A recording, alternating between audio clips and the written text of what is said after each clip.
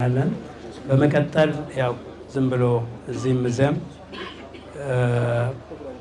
አግባብ ያልሆኑ አንዳንድ ድምጾች ይሰማሉና ዲንም የማያውቁ ሸሪዓውን የማያውቁ ስነ ምግባር የሌላቸው መድረክ ተገኘ ብለው የተለያዩ ነገሮችን የሚያወሩ ሰዎች ስላሉና ህብረተሰቡም እንዲሁ የተናጋ ነገር ስለሆነ በዛ ጉዳይ ላይ አስተያየት መስጠት ያስፈልጋል። እኔ አጭር አስተያየት ሰጥና እዚህ ግን ትልልቅ አጅላ ዑለሞች አሉ ፍቅሁንም ሸሪዓውንም ሁሉንም ነገር የሚያውቁ እነሱ አስተያየት ይሰጣሉ።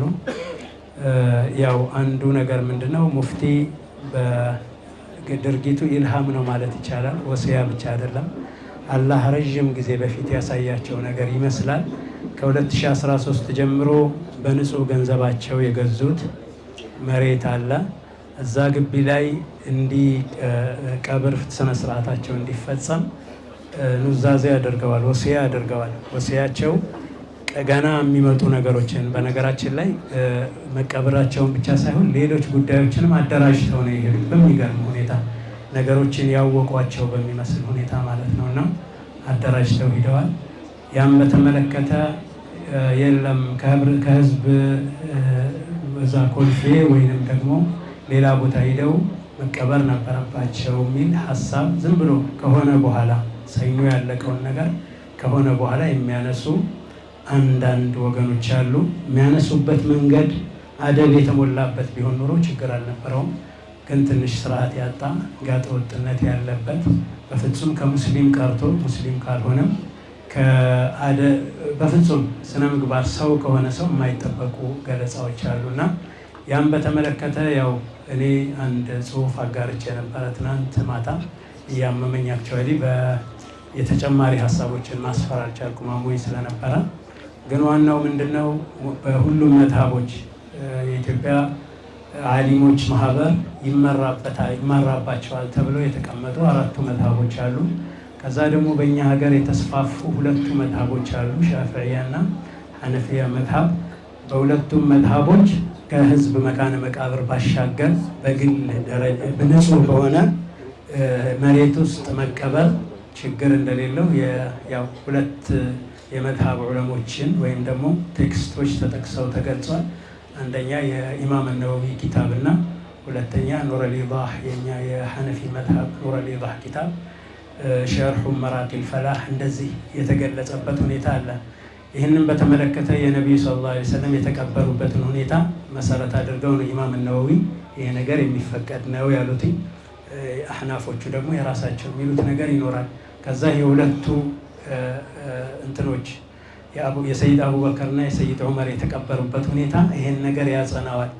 ሌላው ሶሐቦቹ እነዚህ ሁሉ የቀብር ስነ ስርዓቶች ሲፈጸሙ በይሁንታ ማሳለፋቸው ይሄ ነገር ከሸሪዓዊነትም በላይ መሆኑን ያሳያል። ከዛ በኋላ ያሉ ትልልቅ ዑለሞች በሐዲሱም በፍቅሁ የሚታወቁ እንደ ኢማም ነወዊ ያሉ፣ በተሰውፉ በተርቢያው የሚታወቁ እነ አብዱልቃድር ጀይላኒ ያሉ፣ ሌሎችም ኢማሞች ዑለሞች በአጠቃላይ በታሪክ ውስጥ በሚያስተምሩበት ዛውያ ነው የተቀበሩት።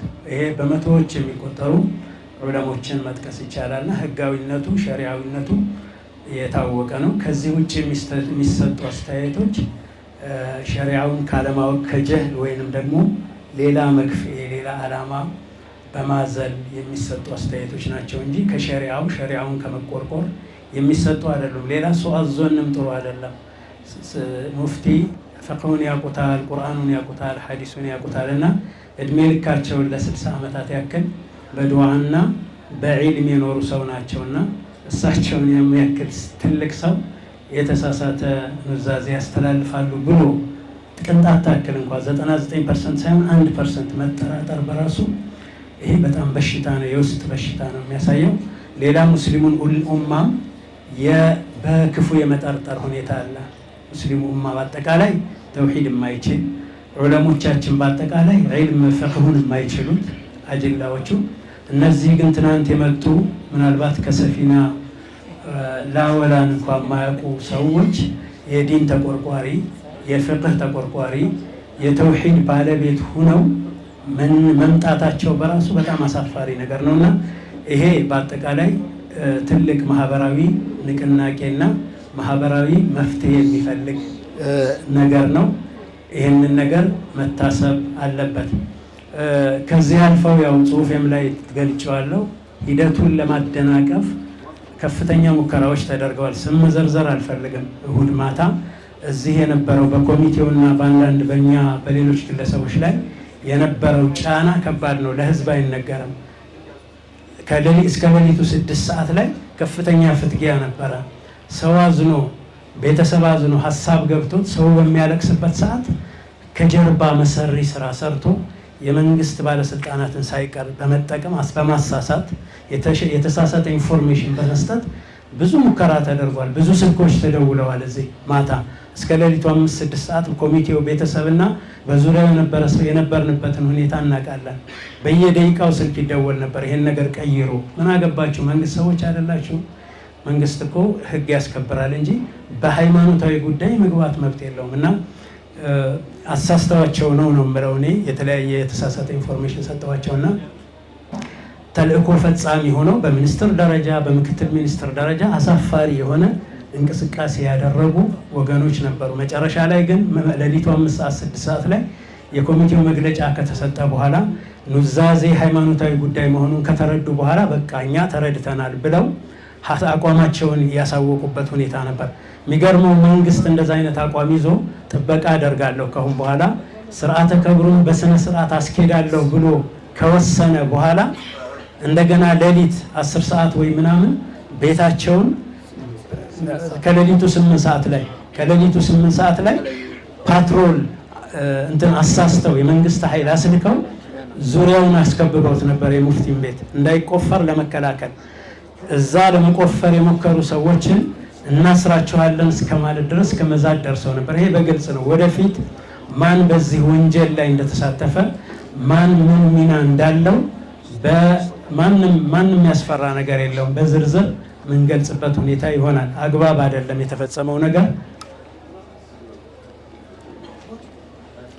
ብዙ ጥረት ነው የተደረገው። ይሄን ለማፈን ተሞክሮ ነበር። አያስፈልግም። ትልቅ ሰው ነው የሞቱት። ኢትዮጵያ ውስጥ ታይቶ በማይታወቅ ሁኔታ አንድነትና ህብረት ያመጣ የቀብር ስነ ስርዓት ነው የተደረገው። እንደዛ ስለሆነ ይሄን ነገር ማውሳት አያስፈልግም ብሎ ታፍኖ ነበር። አሁን ደግሞ ትናንት ጁምዓ አካባቢ በየመስጊዱ ሌላ መናገር አልፈልግም እዚህ ላይ የተባለውን ነገር ነውር ነገር ከሰው ቀርቶ ከእንስሳ የማይጠበቁ መልእክቶች ሲተላለፉ ነበረ።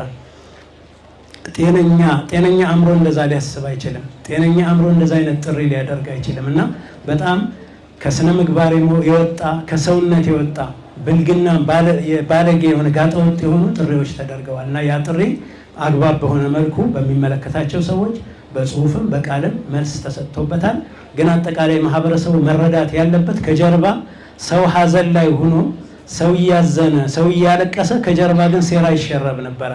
እንዴት አይነት ወንጀልና እንዴት አይነት እንደሆነ ከዛ መጨረሻ ላይ በህግም ደረጃ የሚያስጠይቁ ቃላት ነው የተነገሩት። ትናንትም በአጠቃላይ በህግ የሚያስጠይቁ ናቸው። ወደፊት የሚታይ ይሆናል። ግን በህግ የሚያስጠይቁ ነገሮች ነው የታዩት። አሁን ያ ነገር በጽሁፍም በምንም ስላለ ፌስቡክም ላይ ቴሌግራምም ላይ ገብታችሁ ማየት ትችላላችሁ። ብዙ መረጃዎች ማቅረብ ይቻላል። በህመም ስሜት ነው ትናንት ስለተጻፈ ነው እንደዛ የሆነው። አሁን ግን ትልልቅ መሻይኾች አሉ በዚህ ጉዳይ ላይ እኔ መናገር መብት የለኝም። በዕልሙን ረዥም ጊዜ የዕልም ባህር የሆኑ ሰዎች አሉ። እነሱ አህካሟን ብቻ ሙፍቲ ያረጉት ስራ ሸሪዓዊ መሆኑን ብቻ ይገልጹልናል። እነ ሼክ አርዋህ አሉ እሳቸው ላይ የሰገዱባቸው፣ እነ ሼክ ቃሲም እነ ሼክ በድሩ አሉ፣ እነ ሌሎችም አሉ። ሁለት ደቂቃ የምትሆን እችኑ ከሸሪዓው አኳያ ምንም ቅንጣት ታክል አቧራ እንደሌለው ችግር እንደሌለበት ብቻ ያሰምሩበታል። ከዛ በኋላ ህብረተሰቡ አጠቃላይ ይሄን ተመልክቶ መደናገር አንድ ጎረምሳ አንድ ቋንቋውን ይቅርታ አድርጉልኝና አንድ ወጠጤ በጮኸ ቁጥር ሰው መደናገር የለበትም። የዕልም ባህሮች አሉ። ዕልም የሚመራው በትልልቅ ሰዎች ነው። ፍቅሁን፣ ሐዲሱን፣ ነህውን፣ ሶርፉን በቀሩት ሰዎች ነው እንጂ በየመንደሩ ምንም ቂርአት እና ሼኻቸው በማይታወቅ ሼኽ የሌለው ሰው ሸይጣን ነው። ሼኻቸው በማይታወቅ አቅጣጫ ከየት እንደቀሩ በማይታወቅና ቲክቶክ እና ፌስቡክ ሙፍቲ ባደረጋቸው ሰዎች አይደለም ሸሪዓ የሚመራውና ይሄን ነገር በስነ ስርዓት ነው። አሁንም ደግሞ መጨረሻ መልእክት ማስተላልፈው ከእንዲህ አይነት ጋጠወጥ ድርጊት ሁሉም ሰው እንዲቆጠብ ነው። በህግ የሚያስጠይቅ ነገር ነው። ከአላህ ዘንድ የሚያስጠይቅ ነገር ነው። የማህበረሰብንም ኩርፊያና ቁጣ የሚያመጣ ነገር ነው። ሁከት ብጥብጥ ለመቀስቀስ ካልሆነ በቀር እንዲህ አይነት ነገር አይነገርምና አላህን ፍሩ፣ ተጠንቀቁ። እንዲህ አይነት መልእክት የምታስተላልፉ ወገኖች ቢያንስ ሰው ለመሆን ሞክሩ። ሙፍቲ አሊም ናቸው፣ ብዙ ነገሮች አሉ። ያን ተውትና ሰው መሆናቸውን ብቻ አስባችሁ እንዲህ አይነት ቤተሰቡን አስቡለት፣ ቤተሰቡን እዘኑለት። ሀዘን የሰነበተ ስቃይ ውስጥ የሰነበተ ሰው ነው። ኡማውን እዘኑለት። አባቱን አጥቶ እስካሁን እያለቀሰ ያለ ማህበረሰብ ነውና ይህን መልእክት አስተላልፋለሁ። ቀሪውን ለመሻይኾቹ ሰጥና አጫጭር መልእክት አስተላልፈው ወደ ቀጣዩ ነገር እንሄዳለን። أما بعد السلام الله عليكم ورحمته وبركاته.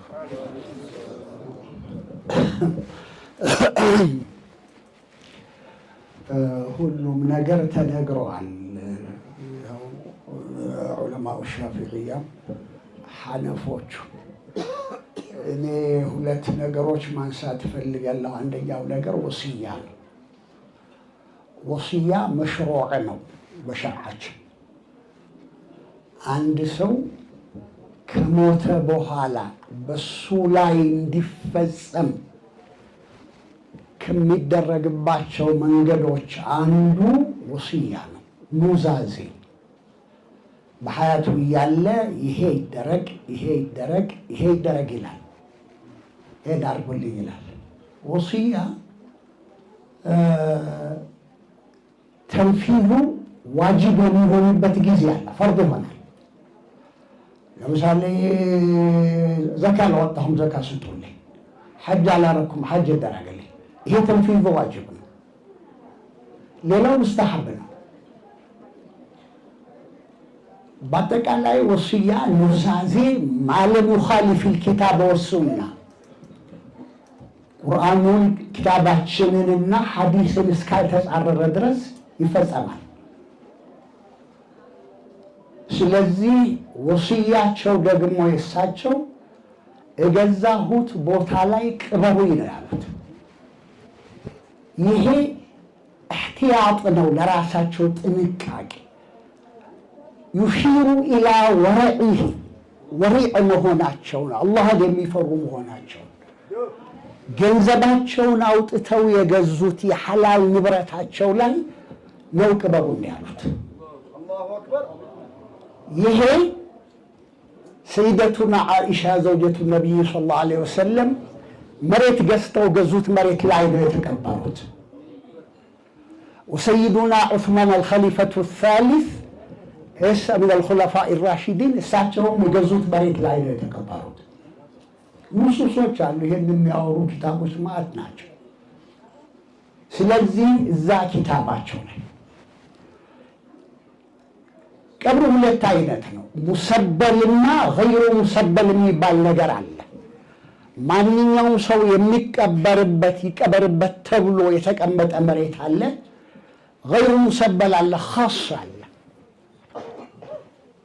እሳቸው ለራሳቸው እዛ ግቢያቸው ጀንበ መስጂድህ እንዲቀበሩ ወሲያ አድርገዋል። وهذه وصية مشروعة لا تخالف الكتاب والسنة سنة كتابنا يخالف علم سو يمتعنا للنجاجر بمحضر من الناس بميديا كتر للنجاجر على يمين سو على እና ዝም ብሎ ይሄ በየመስጂዱ መደንፋት አይሆንም። ለዚያውም የመሀይም ድንፋታ ኢጃቢ፣ ይሄ ትክክልም አይደለም።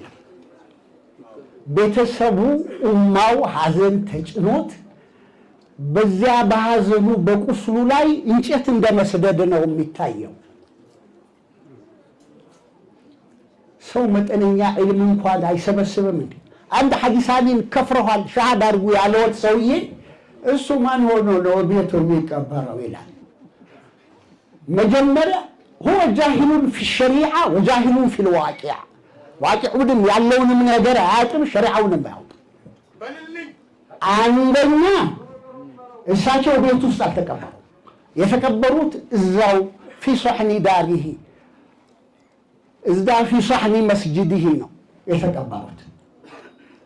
ከዚህ በላይ ደግሞ እቤታቸው እሳ ቢቀበሩ አብዛኞቹ ዑለማዎቻችን ኢማሙ ነወዊ ሙሀደብ የሚባል ሸርሕ አለዎት፣ ማነው መጅሙዕ የሚባል ሸርሕ አለዎት፣ ሸርሑል ሙሀደብ እዛ ላይ ይህንን ነው የሚሉት ሱና ነው። لأن الرسول صلى الله عليه وسلم دفن في بيته خاصة ነው የሚሉት ምንድነው ነብይ እሞተበት ቦታ ይቀበራል የሚል ነው። ደሊሉል ኹሱሲያም ያን ያህል የተነገረ አይደለም። አንቢያዎች ሞቱበት ቦታ ይቀበራሉ ይላል። አዎ ይቀበሩ፣ ግድ የለም። ቤት መቀበር ግን ቅድም ዑለሞቹም እንዳነሱት ሱና ነው ያሉት የኛ ዑለሞቻችን አኢመቶቻችን። ስለዚህ ከዚህ ከወስያ ጋር በተያያዘ ወስያስ ቢሆን ሐይሳኒን እኮ ከፍረዋል አንተ ካፊሩን ቢላሂ አልዓዚም አስሊም ተስለም ያላቸው ሰው እኔ በአንድ ቲቪ ሲናገር ሰምቻለሁ በጆሮዬ። እነዚህ ጃሂሎች ናቸው ወላሂ አልዓዚም። እንደው እስቲ ሐለ ብለው ምን አለበት ፊቅሃል መዛሂብን ቢመለከቱ ምን አሉ አኢመቶቻችን ፉቃሃዎቻችን ምን አሉ? ከዚያ በላይ ሌላው ሁለተኛው የሽርክ በር ይከፍታል። ይሄ ሱኡ ظንን ቢልሙስሊሚን ነው፣ ሙስሊሞቹ ላይ መጥፎ ጥርጣሬ ነው። ያ አዩሃ አለዚነ አመኑ እጅተኒቡ ከሲረን ሚነ ظን ኢነ ባዕደ ظን ኢስሙን هذا هو الإثم لا إله إلا الله محمد رسول الله የሚልን ህዝብ በቀን 5 ጊዜ ሶላት የሚሰግደውን ሰው ሙሽሪክ ትሆናለህ። አንዱን የሰማሁት የጁምዓ ዕለት ኹጥባ እዚህ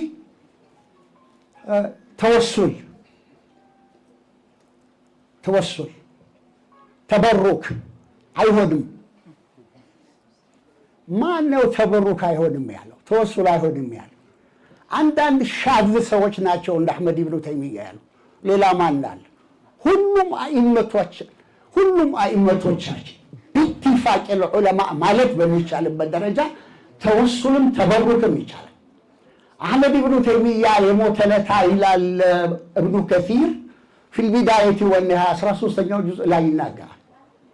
ደረሶቹ የታጠበበትን ገሲሉን ጠጥተዋል ይላል።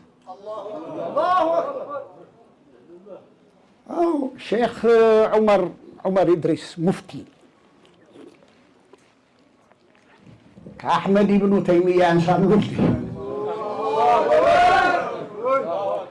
የእውነት ነው የምንነጋገረው፣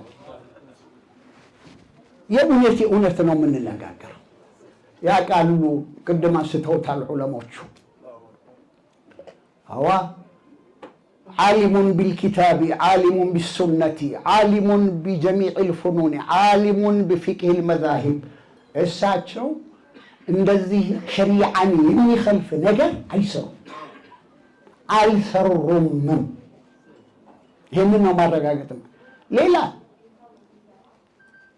የእሳቸው ወላ ቢድዓ ፊ ደፍኒሂ ጀንበ መስጂዲ ብዙዎቹ ዑለሞቻችን የተቀበሩት ቅድም አንስቼዋለሁ ከወረዕ ጋር በተያያዘ በራሳቸው ንብረት መስጂዳቸው ጀንብ ጎን ነው የተቀበሩት።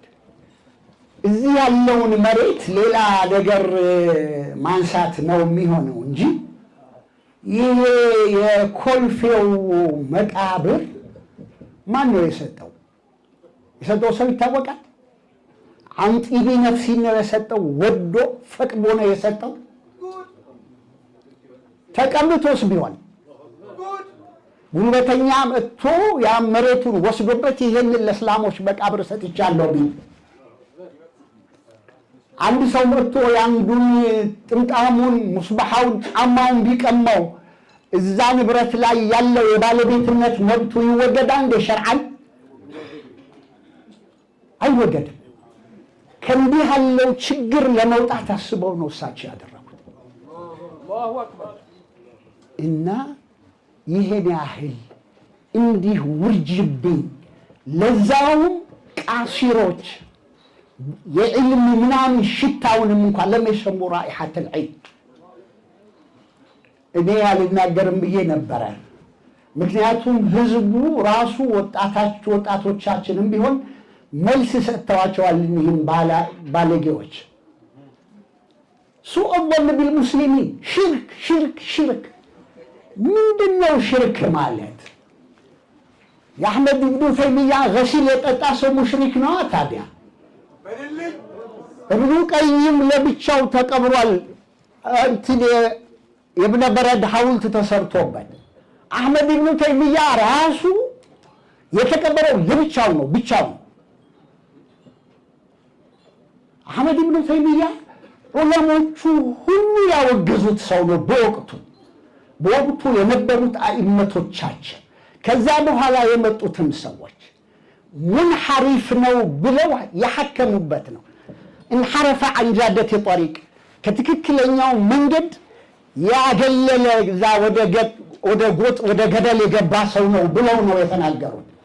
ይህንን ፈታው በጊዜ የተሰጡትን ፈታዋዎች በወቅቱ የነበሩት ሰላጢኖች አስረውታል ደጋግመው። ይሄ ሰውዬ ብቻውን ተቀብሯል። ሸይኽ አልኢስላም ምናምን የሚሉት እኛ እንኳን በሸይኽ አልኢስላምነቱ አናምንም። ሸይኽ አልኢስላሞች አሉን እኛ እነ ቃዲ ዘከርያ አልአንሷሪ ሸይኽ አልኢስላም ናቸው። የምናውቃቸው እነሱ ነው። እነ ሸምሱል አኢመቲ ሰረኽሲ ሸይኽ አልኢስላሞች ናቸው። እነ ኢማሙ ነወዊ ሸይኽ አልኢስላሞች ናቸው። እዚህ ወዲህ ማዶ ከቀይ ባህር ማዶ ያሉ ሸይኽ አልኢስላም ስላሉ ላ የኩኑ ሸይኽ ኢስላሚ። ይህንን ኪታቡን ማየት ይቻላል። ፈታዋውን ሚንሃጁ ሱነቲ ነበውያ ብሎ የጻፈውን ኪታብ አለ፣ አንብቡ። ስለዚህ እጃችሁን አትስጡ። የሙፍቲ ደረሶች፣ የሙፍቲ አስሓቦች፣ የሙፍቲ ቤተሰቦች በዚህም ልባችሁ አይቁሰል።